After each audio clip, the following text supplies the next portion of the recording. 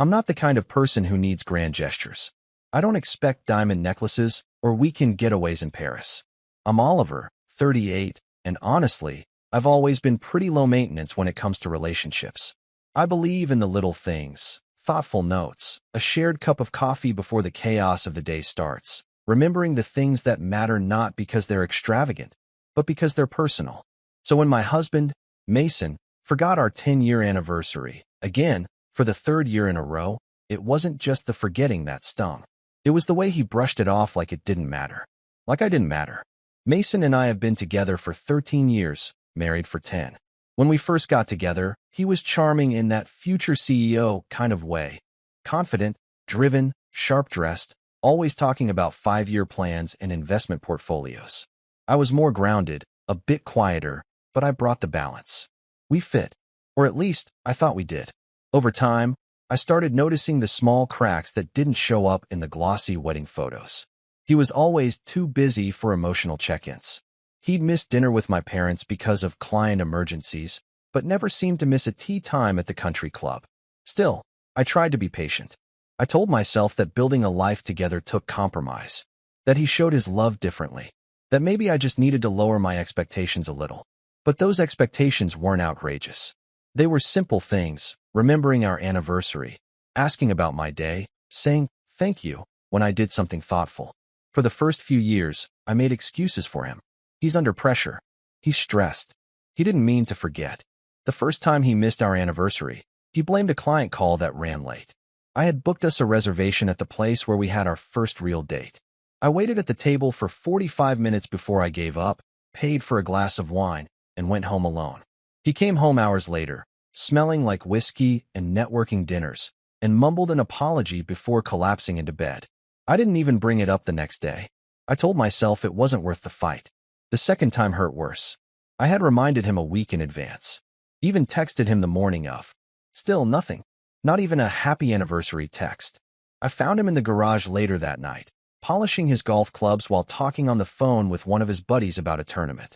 I stood there, holding a small cake I had picked up from the bakery down the street. It had our wedding date written on it in neat white frosting. He glanced at me, blinked, and said, "Oh crap, is that today?" Then laughed. Laughed. Like it was some sitcom moment. I set the cake on the counter, went upstairs, and didn't come back down. He never brought it up again. Neither did I. But this year? This year was supposed to be different. 10 years married. A whole decade. A milestone. I didn't want a party. I didn't even need a gift. I just wanted to feel seen. I left a note on his bathroom mirror the night before. Happy, early, anniversary. 10 years. Love you. I set his favorite breakfast on the table, French toast with extra cinnamon, just the way he likes it. I even laid out his golf polo because I knew he had a tea time with his coworkers. I didn't want to ruin his plans. I just wanted 5 minutes of acknowledgement before the day swept him away. But the morning came and went. He ate the toast without a word, scrolling through his emails on his phone. Didn't even glance at the note. He grabbed his clubs, gave me a distracted "see you later," and left. I sat there at the table, staring at the empty plate across from me. I thought maybe he was planning a surprise. Maybe he had something planned for later in the day. Maybe he was being sneaky. I even checked the calendar to see if I had somehow gotten the date wrong. I hadn't. When he finally came home, sunburned and tired, I asked him, "Hey, did you remember what today is?" He blinked, then shrugged. Monday." When I didn't laugh, his expression shifted to that irritated smirk he gets when he thinks I'm overreacting. "Oh right. That. Look, Ollie, it's not that big of a deal, okay? I mean, it's just a date. Stop being dramatic." That was it. No apology. No guilt. Just that tone.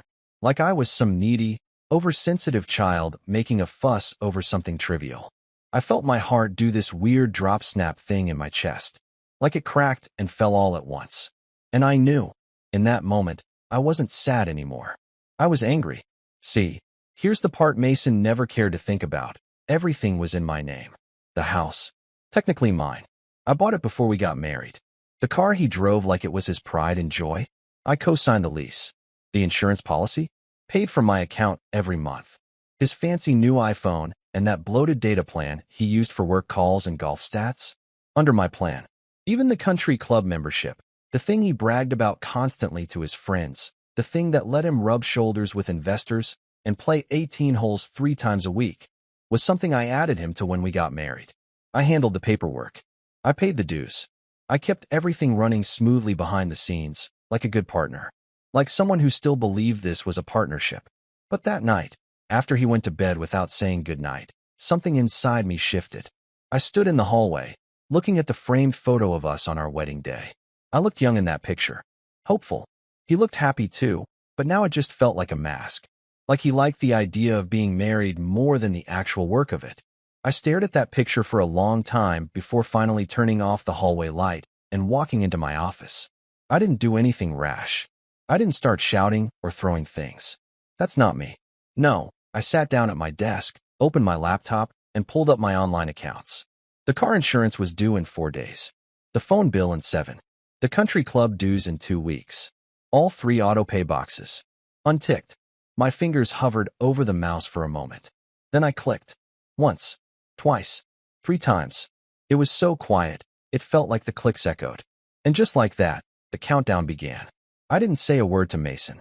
I went about my week as usual, smiling politely, keeping the house running, playing my role. But inside, I was watching. Waiting. Every day that passed, I felt a strange kind of calm. Like the first moment after a storm, when everything is still and heavy with something unspoken. I didn't feel petty. I felt awake. I knew what was coming. But he didn't. He was too busy scheduling back-to-back golf rounds and bragging about some new business contact he made over whiskey and sand traps. I just smiled and nodded, biting my tongue, knowing full well the storm he was walking into. And then, 2 weeks later, it started. I was in the kitchen making coffee when I heard the front door open and slam shut, followed by a loud, confused, "Ollie." His voice was sharp, rattled. He walked into the kitchen, phone in one hand, keys in the other, his face flushed with something between disbelief and frustration. "Why the hell is my phone off? I can't make a call. It says account suspended. What's going on?" I sipped my coffee and blinked. "That's weird," I said evenly. "Didn't pay your bill?" He narrowed his eyes. "You pay the bill. It's under your plan." I gave a little shrug. Was under my plan. He stared at me like I had spoken in another language. "What does that mean?" I didn't answer. I just turned back to the counter and stirred my coffee. Let it linger. Let it hang there. Let the silence say everything he never cared to listen to. And that was only the beginning. I wish I could say Mason figured things out that day, right there in the kitchen when his phone stopped working. That the shock of losing his connection to the world woke him up to the way he'd been treating me. But no, what followed wasn't remorse. It was annoyance, blame, confusion. He kept pacing the living room like it was some emergency outage, muttering about how he needed to call Verizon, how this was unacceptable, how it was probably some billing screw-up. He said that last part loud enough for me to hear, as if daring me to chime in. I didn't. I just rinsed my mug and left it on the drying rack. The next few days were oddly quiet. Mason kept borrowing my phone to just make one call or check one thing real quick, but he never asked what happened.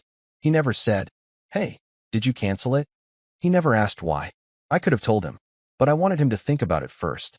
Really think. Instead, he made it about inconvenience. About how hard it was for him to not have a working phone. It would have been comical if it hadn't been so exhausting. By the 4th day, he came home in a foul mood. Slammed the door. Tossed his keys so hard they skidded across the entryway floor and hit the wall. I was in the kitchen again, folding laundry on the table. "My car got towed," he said flatly, dropping into the chair across from me like he was reporting a war casualty. I blinked. "What? My car?" he repeated, jaw clenched. "Got towed. From the parking lot at work." My hands paused mid-fold. I looked up slowly. "Did you leave it in a no-parking zone or something?" He gave me a sharp look, one that clearly said this isn't funny. "No. The registration was flagged. The cop said the insurance was lapsed." I waited a beat. Then I said carefully, "It was due last week. You always pay it." "I used to." He stared at me, and I watched the realization flicker through his eyes like a slow, reluctant flame. He opened his mouth, then closed it. I turned back to the laundry. It was in that moment I expected, hoped, even, that we'd have the real conversation. That he'd say, "Okay, clearly something's going on. Talk to me." But Mason never went there. Instead, he stood up abruptly, grabbed his golf cap from the coat rack, and muttered, "I'm going to Uber to the club." They'll know what to do. And that was how he missed the next domino.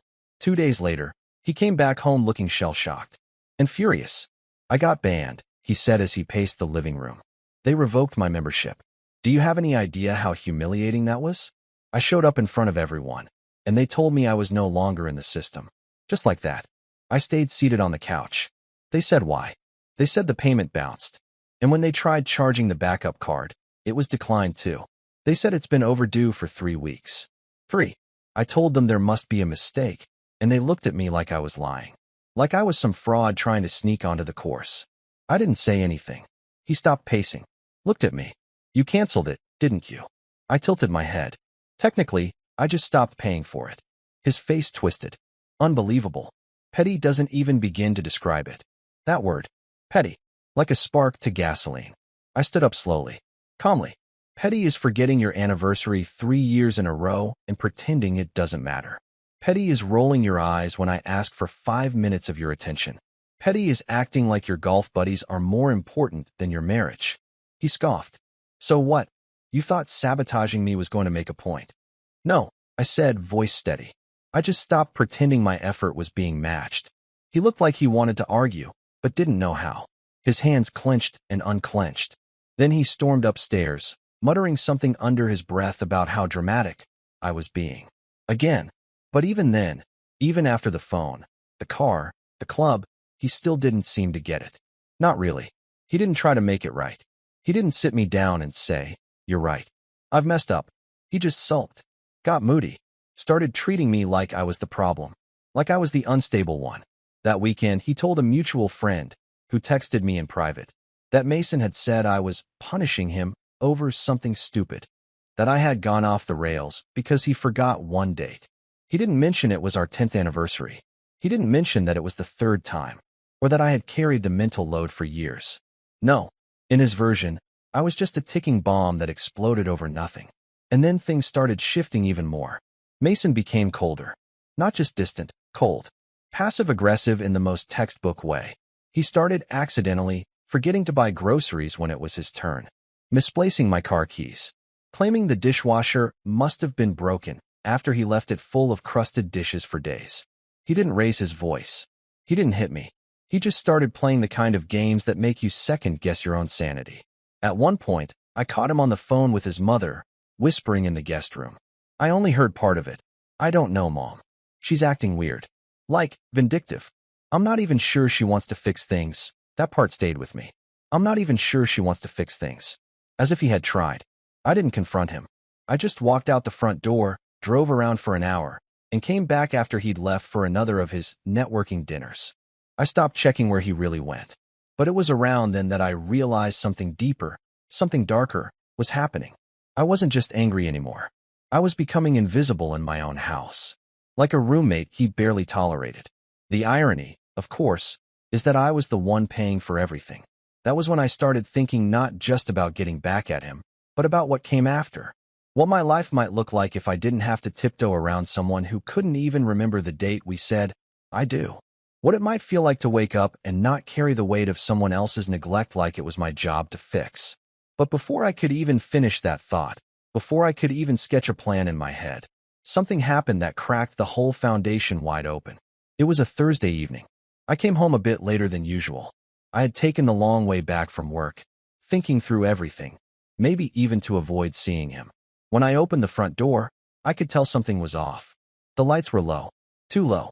The house had that weird stillness, like someone had just moved through it in a hurry. I walked past the kitchen and stopped cold at the base of the stairs. A suitcase was sitting there. Mine. My heart kicked hard. I climbed the stairs slowly, one hand brushing the wall for balance. Our bedroom door was open. Inside, Mason was standing by the bed, folding my clothes into neat piles. My drawers were open. My closet door ajar. I stood there, stunned. "What are you doing?" He looked up like he hadn't expected me back so soon. His expression was unreadable. Calm. Too calm. "I think maybe you need some space," he said. "For your own good." The floor dropped out from under me. "You're packing my things?" He gave this little shrug. "I just think it's best. You've been emotionally volatile. It's affecting both of us." I couldn't believe what I was hearing. "You're kicking me out of my own house." "Our house," he corrected automatically. "No, Mason. My house. I bought it before we were married. My name is on the deed. Yours isn't. His mouth opened, closed. He blinked, and for the first time in weeks, I saw something flicker behind his eyes that wasn't smugness or irritation. It was fear, but it vanished as quickly as it came. He stepped closer. You're making this harder than it has to be. No, I said, voice flat. You made this harder when you decided that your comfort was more important than my dignity. I turned and walked out of the room before he could respond. Downstairs, I sat on the couch, my heart still pounding. It wasn't the suitcase. It wasn't even the betrayal. It was the realization that this wasn't some argument or cold spell. This was a man who had decided that erasing me from our home, our marriage, our history, was easier than facing what he'd done. And that was when I knew. It wasn't enough to stop paying his bills. It wasn't enough to let him deal with the consequences. The only way forward now was through. The next day, I opened my laptop and started looking into lawyers. But that's not even the craziest part. Not yet. Because what I found next in our joint account, the one he assumed I never looked at, changed everything. And I haven't told anyone about it. Not yet. I didn't sleep that night. Not even a little. I lay on the edge of the bed, the same bed Mason and I had shared for a decade, staring at the ceiling, listening to the fan blades creak. Every now and then, I'd hear Mason's footsteps in the hallway, or the faint sound of him closing a cabinet a little too loudly. We were ghosts in the same house, avoiding eye contact, orbiting around each other like two planets long since pulled off course. But my mind wasn't on him. It was on what I saw in that joint account earlier that day. I hadn't checked that account in months. It was more symbolic than practical, a relic from our early years when we still paid bills together and split dinner tabs. These days, all the important stuff came out of my personal accounts. But I logged in on a whim, curious if Mason had made any recent transactions that would explain why he was so desperate to paint me as unstable. What I found made my stomach drop. 2 weeks earlier, on our anniversary, no less, he had transferred $3,000 to a woman named Elise. It wasn't the money that broke me. It was the message in the transaction note, for the getaway. Can't wait to finally breathe. I stared at those words until they blurred. My first thought was denial. Maybe it was a business thing. A client. A friend in need. But Mason wasn't the kind of man who gave away money without a return. He scrutinized every purchase I made that didn't benefit him directly. He once made a snide comment about a $28 throw pillow I bought, calling it an unnecessary expense. So no, this wasn't generosity. This was betrayal. I felt something hollow crack open inside me. But instead of confronting him right away, I closed the browser and sat still for what felt like an hour. I wasn't going to explode. Not this time. I had nothing left to throw. No energy to scream. I just sat there, broken, breathing, and for the first time in my adult life, I didn't feel the need to fix anything. That was the real rock bottom. Not the car. Not the phone. Not the anniversary. It was that single moment, sitting alone in the dark, realizing I had poured 10 years of my life into someone who didn't just forget me. He replaced me. The next morning, I left the house before Mason woke up. I didn't even shower. I threw on a hoodie and jeans, grabbed a protein bar, and drove to the park near my old college campus. I walked around the lake in silence for an hour, phone buzzing in my pocket with calls and texts I ignored. I don't even know if they were from Mason. Didn't care. Eventually, I sat on one of the benches and pulled out my phone. I opened my notes app and typed 5 words. This is where it ends. And then I began to plan, not revenge, not yet, but an exit. A clean one. A smart one. One where I didn't just leave with dignity, but with control. The first thing I did was meet with a divorce attorney. Her name was Claudia, and from the first moment I sat in her office, messy hair, dark circles under my eyes, hands shaking from 3 cups of coffee, I felt like I could breathe again. She didn't pity me. She didn't sugarcoat anything. She listened, took notes, and when I told her about the house, the bills, the account, the woman named Elise, she leaned back in her chair, tapped her pen against her legal pad, and said, "Okay, you're not crazy. You're just done. Let's get you out." She explained that since the house was solely in my name and Mason's name was never added to the deed, I had full legal control of the property.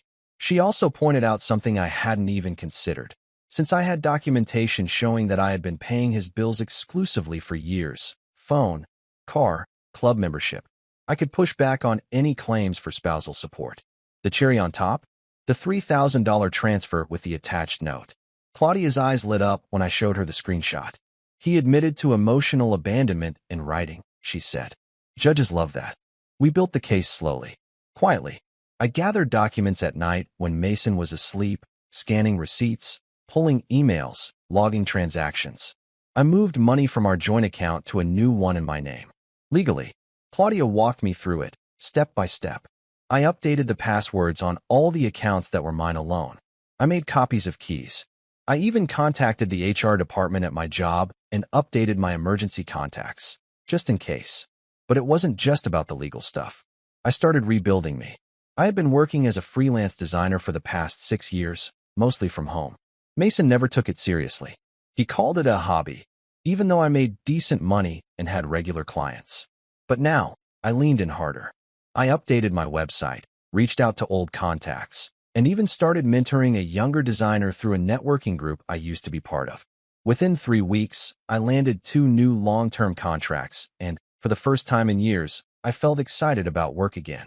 I also started doing something I hadn't done since I was in my 20s. I took myself out. I'd go to cafes and sit with a book for hours. I joined a yoga class, then quit after 2 sessions and switched to kickboxing instead, because that made me feel alive. I got a haircut that Mason would have hated, started wearing clothes he used to mock as too trendy, and every time I looked in the mirror, I started to see the person I used to be. Not the version of me who waited for crumbs of affection, but someone who didn't need permission to feel whole. There was a moment, maybe 4 weeks in, where I almost slipped. Mason had one of his moods again. Came into the kitchen while I was making dinner, leaned against the counter, and said, so casually, it almost sounded rehearsed, I miss how we used to be. Just like that. No apology. No acknowledgement of the suitcase, the betrayal, the Elise of it all. I turned off the stove and looked at him. We used to be 2 people who respected each other, I said. But that's not who we are now.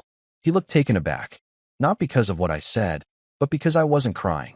I wasn't falling apart. I wasn't begging for closeness. I was just done. And that scared him. That night, I lay in bed scrolling through my photos, and I saw one from our honeymoon. Mason and I sitting on a balcony in Santorini, the sunset casting everything in gold. I remembered that moment. How I had been so sure, so full of faith in our future. I stared at the photo for a long time, then tapped and hit delete. Not because I wanted to erase it, but because I was finally ready to let it go. I still hadn't confronted him about Elise. That part 1 was saving.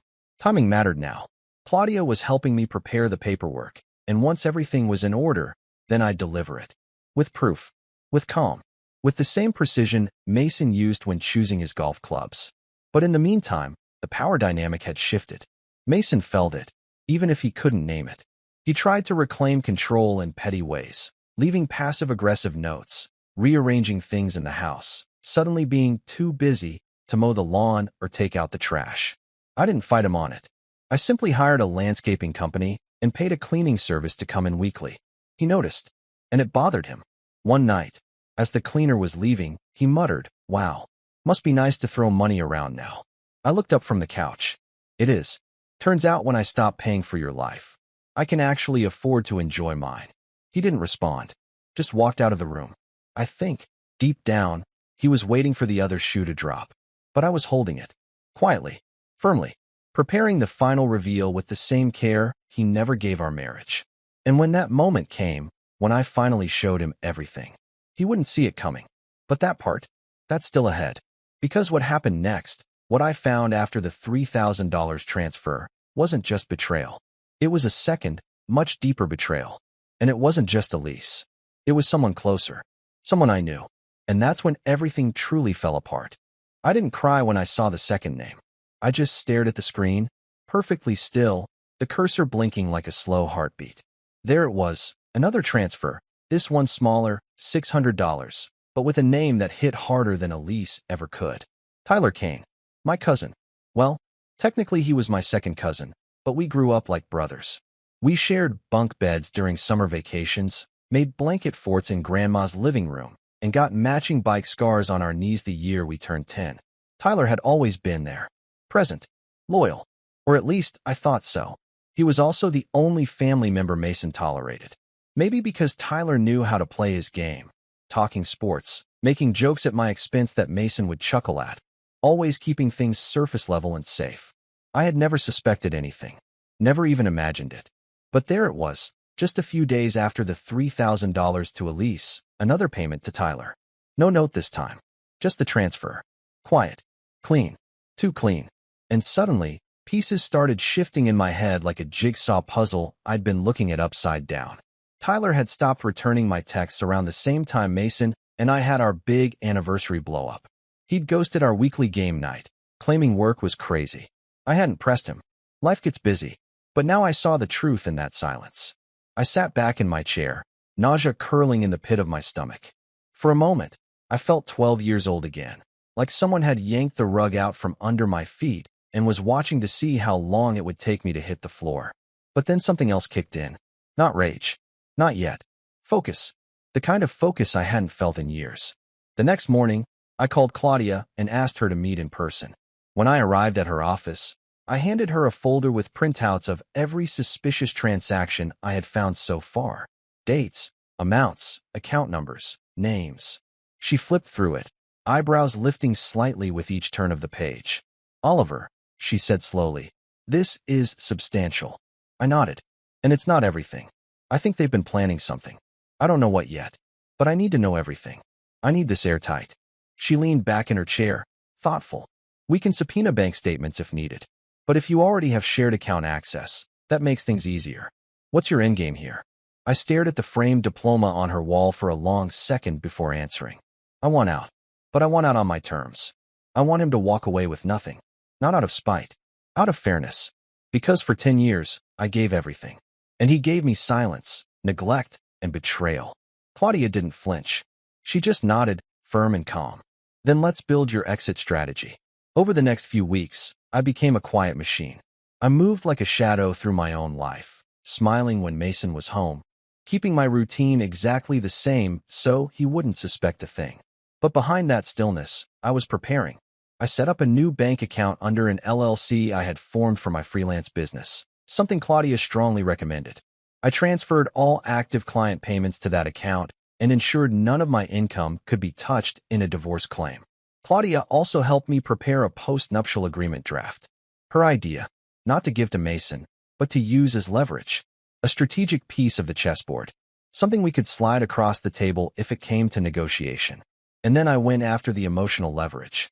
I knew Tyler wasn't going to tell me the truth directly, so I baited the hook. I texted him one morning, short, polite, friendly. "Me? Hey, been a while. You free for lunch this week? Miss catching up."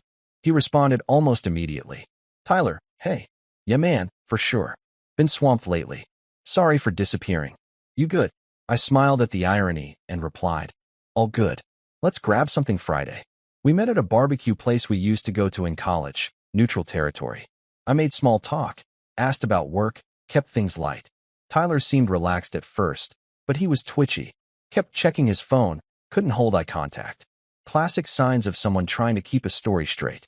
And then I dropped the question, casual as a breeze. "So how do you know Elise?" He froze, just for a second, but I saw it. The flicker of panic. The way his fingers tightened around the rim of his glass. Elise," he said, forcing a chuckle. "Who's that?" I tilted my head, pretending to think. "Oh, just someone Mason sent a pretty generous wire transfer to. On our anniversary." He blinked, swallowed. "I have no idea what you're talking about." I nodded slowly, leaned back in my chair. "Right.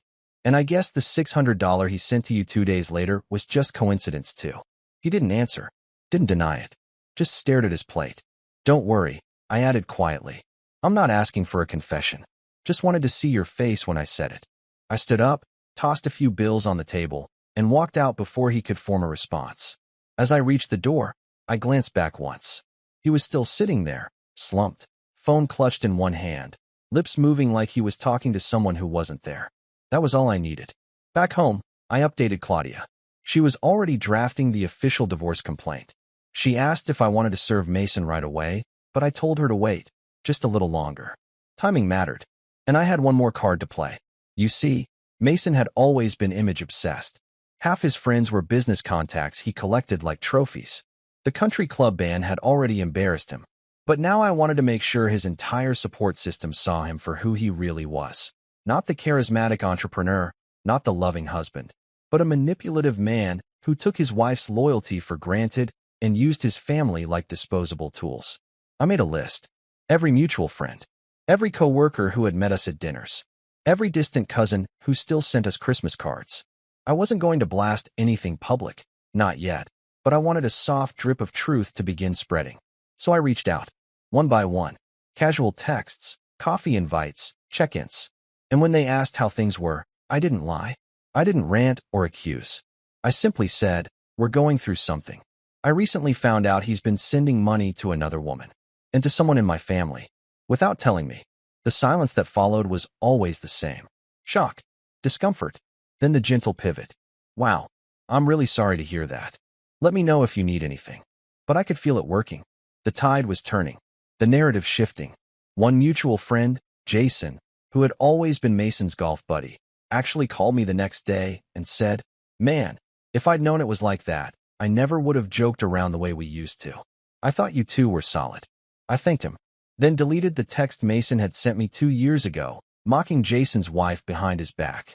By the time Claudia had the final documents ready, I was standing on solid ground again. My business was thriving.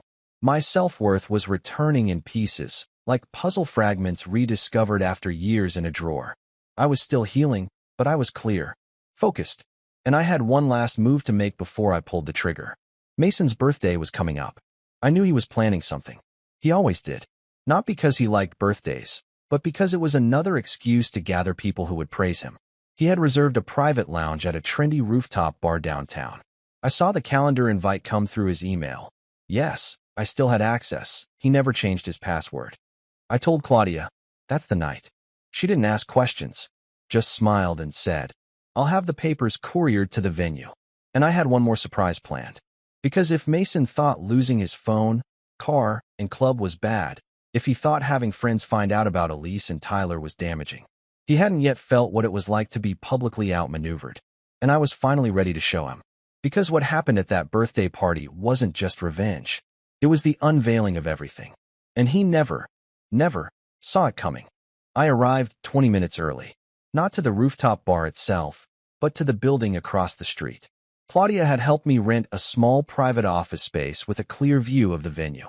It was glass-fronted, a minimalist co-working space with excellent coffee and no questions asked. I stood by the window on the second floor, sipping a latte I didn't taste, watching the arrivals filter into the elevator one by one. Business casual men with gift bags, women in sleek dresses, a couple of silver-haired execs I recognized from Mason's inner circle. Everyone wore that polished glow of curated friendships, smiles just a little too wide, handshakes held a little too long. It was the kind of party Mason loved. It was exactly the kind of party where he'd want to play the role of admired husband, powerful entrepreneur, and charming host. And that's exactly why I picked tonight. The papers were already on the way. The courier I hired, per Claudia's recommendation, was a professional server. Not the food kind, the legal kind. She wore a cocktail dress, carried a clipboard, and could blend into any event like wallpaper. She had only one job: to find Mason at the height of his celebration, place the thick envelope directly into his hands, and smile while saying the phrase I requested. Exactly on cue, 7:43 p.m., my phone buzzed. Courier, he's been served. He asked who you were. I said, the woman who used to pay your phone bill. Have a great night. I almost laughed. Almost. But there was still one more piece to fall into place. While Mason was opening his envelope, divorce petition, full asset list, statement of infidelity supported by financial documentation, and a polite reminder that the house was no longer accessible to him, I pressed send on a scheduled email blast titled, To those who thought they knew us. It went to 36 people. Friends, family, co-workers, golf buddies, my aunt who always wondered why Mason never smiled in family photos. The email wasn't rage-filled. It was composed, factual. It explained, in precise language, the events of the past 3 months, the betrayal, the transfers, the lies, and how, for a decade, I supported Mason financially and emotionally, only to be erased in return. I didn't ask for sides. I didn't request sympathy. I simply told the truth and attached proof. I closed my laptop, finished my drink, and walked outside into the crisp night air. For the first time in years, my chest didn't feel heavy. The world didn't feel blurred. The ground felt solid beneath my feet. I didn't go home. Instead, I drove to my sister's place, where she had set up a small celebration with a few of my friends, people who actually remembered important dates.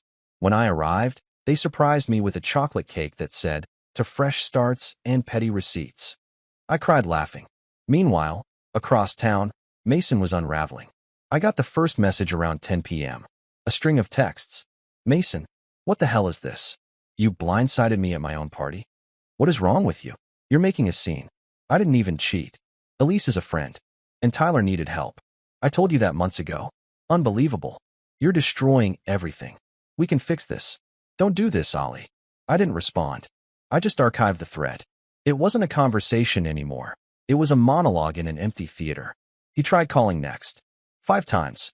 Left a voicemail, voice shaking somewhere between fury and panic.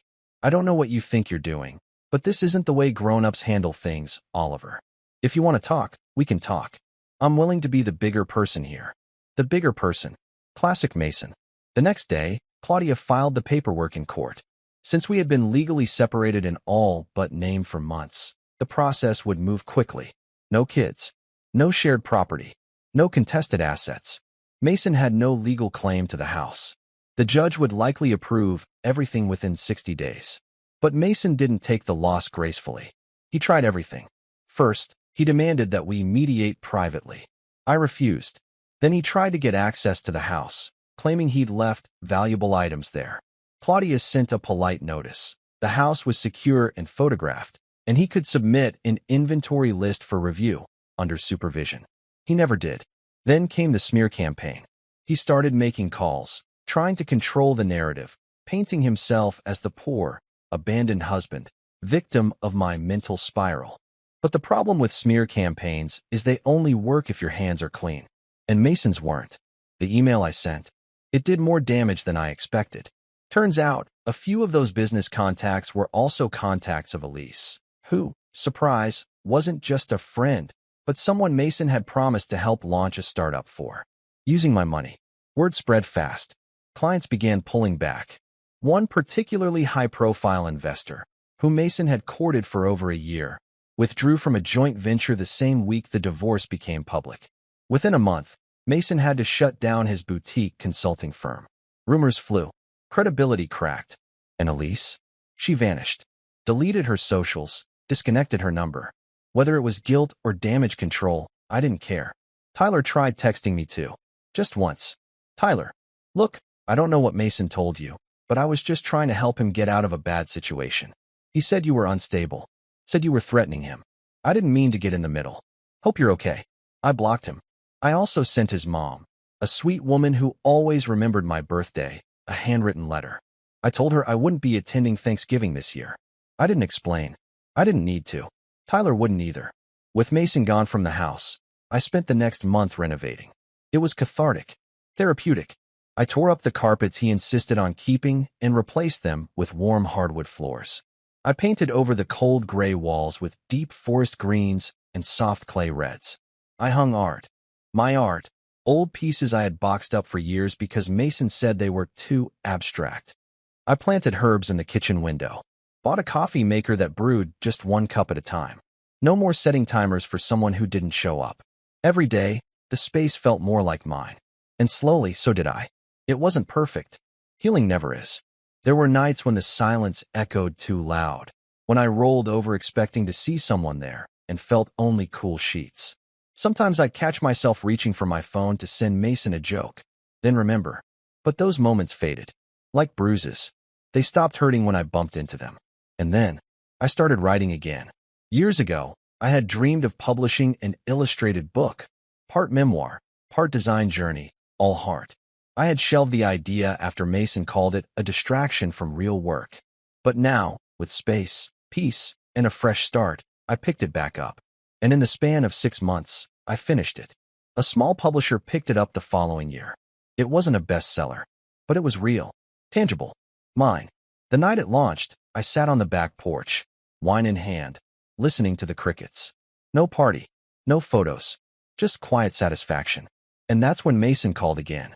His name lit up my screen like a ghost. I stared at it, phone vibrating softly in my hand. Then I hit decline. And finally, delete contact. That was the last time he reached out. I've heard bits and pieces since. He's living in a rented condo across town, trying to rebrand himself as a consultant for creatives. His social media is a carefully curated lie, all inspirational quotes and gym selfies. He posts a lot about growth and alignment, but his eyes still look tired. Me? I travel. I host dinner parties where people actually laugh. I spend mornings in cafes and afternoons with clients who value me. I go to sleep without waiting for footsteps in the hallway. And when I wake up, I remember my own anniversary, not the one with Mason. The one with me. The day I finally chose myself. And that, as it turns out, was the best celebration of all. He thought I was being petty, but all I really did was stop paying for the fantasy he built on my back.